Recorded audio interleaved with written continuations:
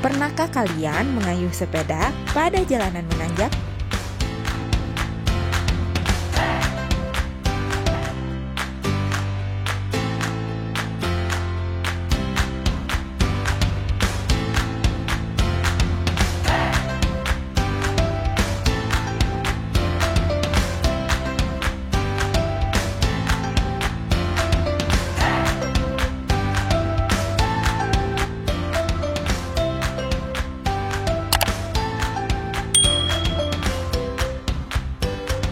Assalamualaikum warahmatullahi wabarakatuh. Halo sahabat semuanya, masih semangat untuk belajar kan? Materi kita kali ini lanjutan dari materi sebelumnya, gerak benda dan makhluk hidup di lingkungan sekitar kita. Kita udah bahas tentang konsep gerak, jarak, dan perpindahan. Kalau kalian belum belajar atau masih belum jelas atau sekedar review ulang, silahkan kalian klik video sebelumnya ya, atau klik tautan yang ada di atas ini. Oke, di video kali ini kita akan membahas tentang GLB dan GLBB. GLB merupakan singkatan dari gerak lurus beraturan, sedangkan GLBB merupakan singkatan dari gerak lurus berubah beraturan. Oke, mari kita bahas satu persatu. GLB, gerak lurus beraturan, merupakan gerak benda pada lintasan lurus dengan kecepatan tetap atau konstan dalam selang waktu tertentu. Maksudnya, benda itu akan menempuh jarak yang sama dalam selang waktu yang sama. Misalnya, jika ada mobil yang melaju dengan kecepatan 10 meter per sekon atau detik, ilustrasinya seperti ini bisa kalian lihat. Artinya, setiap 1 detik, maka mobil akan bergerak sejauh 10 meter. Jadi, di detik pertama, mobil bergerak 10 meter. Detik kedua, 20 meter. Detik ketiga, 30 meter, dan seterusnya. Nah, pada GLB ini, karena kecepatannya tetap atau konstan, maka tidak ada percepatan atau percepatannya sama dengan 0. Maksudnya di sini, karena suatu benda tersebut mengalami kecepatan yang tetap, maka dengan begitu nilai percepatan yang dialami benda tersebut bernilai 0 karena tidak mengalami percepatan ataupun perlambatan sama sekali. Nah, sebagai gambarannya agar kalian dapat membayangkan kejadian, ini ada grafik GLB. Yang pertama ada grafik kecepatan dengan waktu. Bisa dilihat kecepatan GLB itu konstan. Berikutnya grafik posisi dengan waktu. Contohnya pada mobil yang tadi yang bergerak dengan kecepatan konstan 10 meter per sekon. Jadi pada detik pertama mobil akan menempuh jarak 10 meter, kemudian detik kedua 20 meter, detik ketiga 30 meter, dan seterusnya. Jadi, mobil yang bergerak tadi sesuai dengan posisi dan waktu, dia bergerak dengan kecepatan yang konstan. Selanjutnya, grafik percepatan dan waktu. Nah, pada grafik GLB ini percepatannya tidak ada atau sama dengan 0. Maka grafiknya seperti ini. Secara matematis, rumus GLB seperti ini. ST sama dengan S0 ditambah P kali T.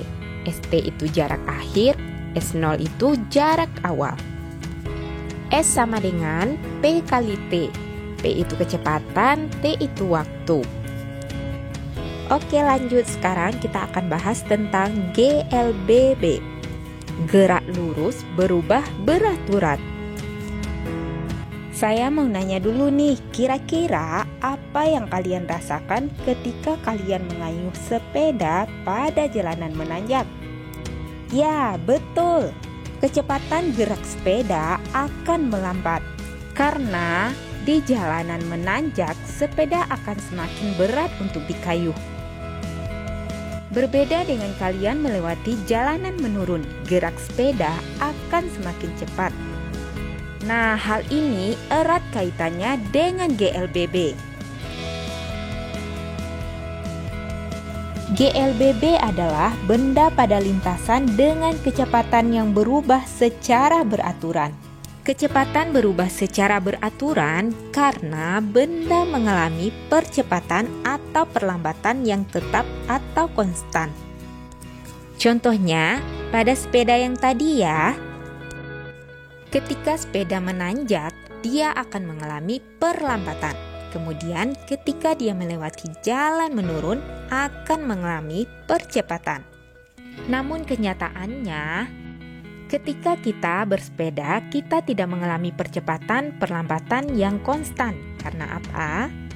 Karena sangat sulit untuk mengendalikan percepatan yang stabil ketika kita mengayuh sepeda.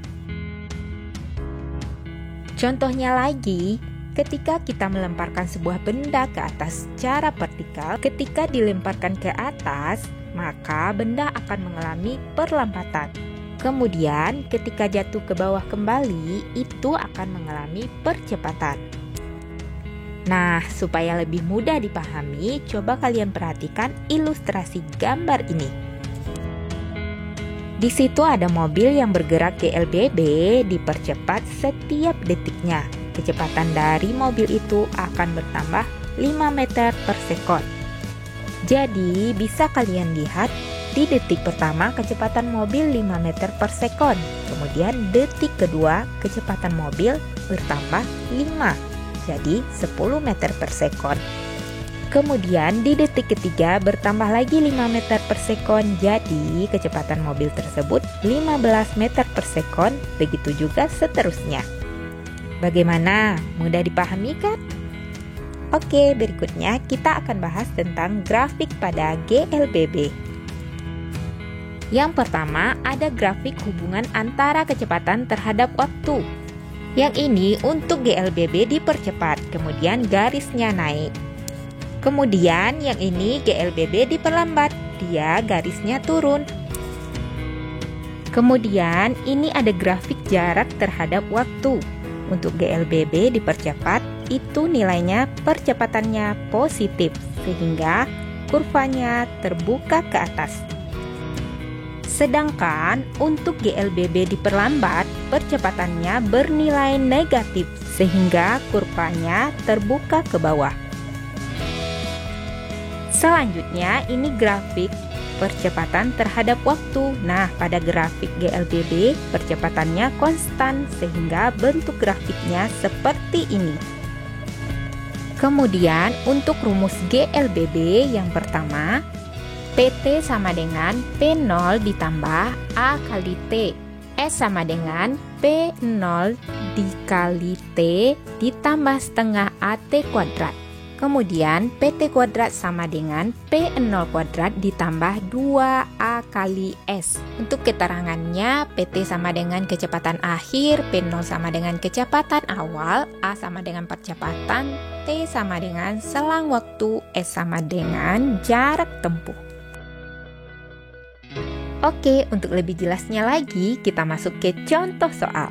Aldo melewati lintasan jalan dengan melewati sepeda seperti gambar berikut. Kemudian, grafik kecepatan terhadap waktu di samping ini yang melukiskan gerakan sepeda dengan benar adalah yang pertama, Aldo melewati jalan menurun. Jadi, dia akan dipercepat. Kalau dipercepat, grafiknya naik. Oke, kemudian Aldo melewati jalan datar. Kalau datar, grafiknya GLB. Grafiknya lurus. Nah, selanjutnya Aldo melewati jalan menanjak. Kalau menanjak berarti mengalami perlambatan. Kalau perlambatan, grafiknya turun. Kemudian yang terakhir, Aldo melewati jalan menurun lagi. Jadi, melewati jalan menurun akan dipercepat, berarti grafiknya naik. Silakan dicek kembali grafik yang sudah kita bahas tadi. Jadi, jawabannya Gerakan sepeda yang benar, naik, datar, turun, naik. Jadi jawabannya adalah D. Contoh soal berikutnya, perhatikan grafik pergerakan suatu benda berikut. Nah, itu adalah grafik P terhadap T. Nilai percepatan yang dialami benda pada lintasan M terhadap N adalah A minus 0,875 meter per sekon kuadrat, B minus 0,375 meter per sekon kuadrat, C 1,125 meter per sekon kuadrat, D 2,375 meter per sekon kuadrat. Oke, mari kita kerjakan sama-sama. Di gambar bisa kita lihat P0 sama dengan 4 meter per sekon di titik M, PT sama dengan 13 meter per sekon di titik N. Kemudian waktu dari N ke M, T sama dengan 16 dikurang 8 sama dengan 8 sekon. Nah, yang ditanya adalah percepatan. Jadi A, kita cari A, tinggal masuk ke rumus. PT sama dengan P0 ditambah A dikali T. Nah, ini rumusnya.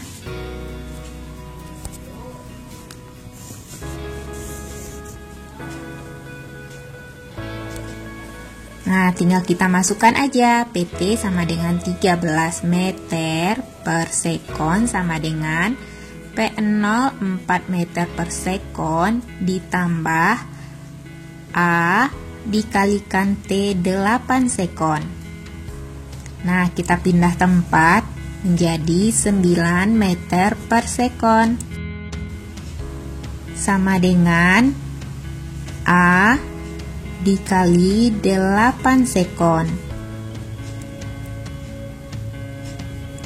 A sama dengan 9 meter per sekon dibagi 8 sekon. A sama dengan 1,125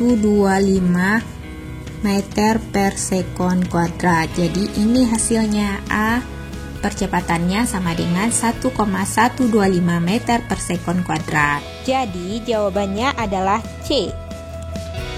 Terakhir, sebagai bahan evaluasi kamu, silakan kerjakan 3 soal berikut ini. Sekian dulu video pembelajaran kita kali ini. Semoga bermanfaat. Dan jangan lupa untuk diulang lagi pelajarannya. Tetap selalu support channel kami ya, dengan cara like, comment, dan subscribe. Terima kasih. Assalamualaikum.